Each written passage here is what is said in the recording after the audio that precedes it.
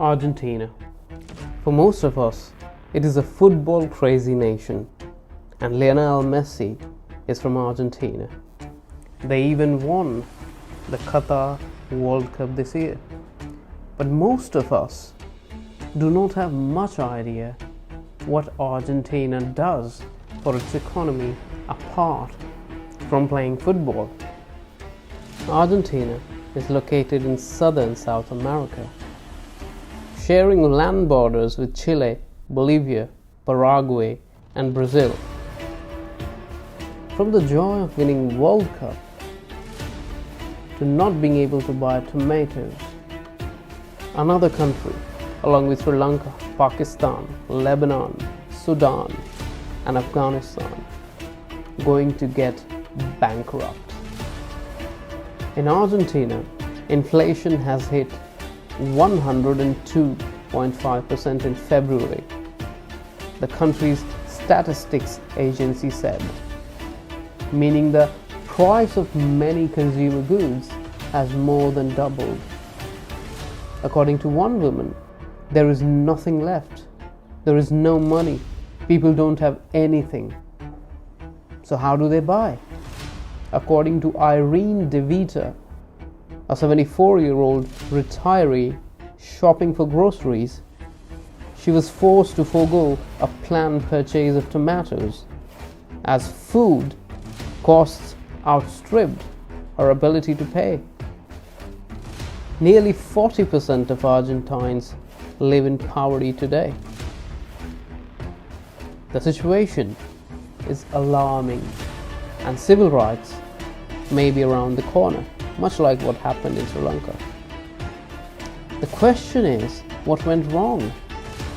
Argentina has a dubious distinction of slipping to the status of developing from developed country. Argentina has spent more time in recession since 1950s than almost any other country, according to World Bank.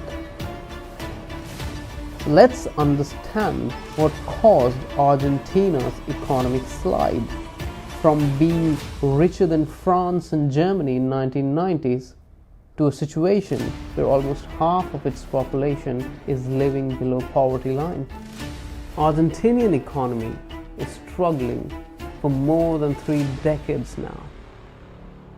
It all happened with the oncoming of Juan Perón, a general who became a powerful Secretary of Labor with the arrival of military dictatorship during World War II. He was in charge of labor relations, pensions, and social services. During this stunt, he offered the Argentinians the moon. Unsurprisingly, after a few years, he was elected as president. It is Juan Perón who initiated the nation's reliance on bloated welfare system that compounds fiscal problems. While good-intentioned and even beneficial for a short term, this widely distributed provision of public goods has done great harm in the long run. The welfare state Juan Perón fathered in Argentina continued even after he was ousted in 1955. To this day, Peronism, named after Juan Perón, continues to embroil Argentina in economic crisis. Argentina's lengthy social service bill has often led them to take IMF loans in order to remain financially stable.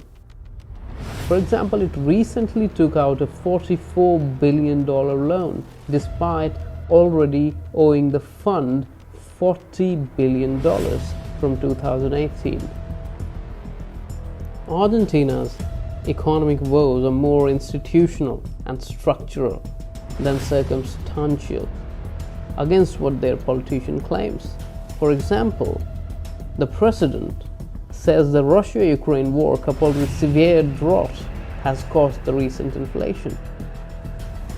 But if history is any lesson, the crisis in Argentina is not going away unless the politicians change the institutional structure and trim the bloated welfare system.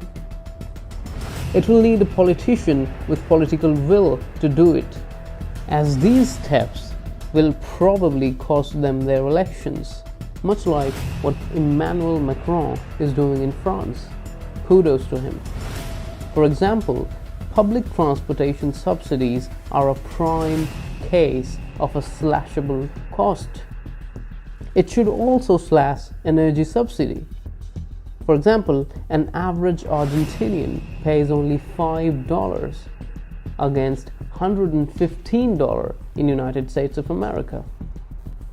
Without drastic measures to combat government spending, Argentina will continue to face economic crisis.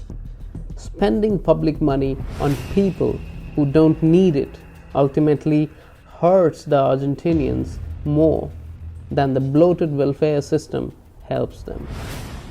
This is true for most developing nations, where politicians still rely on freebies to win elections.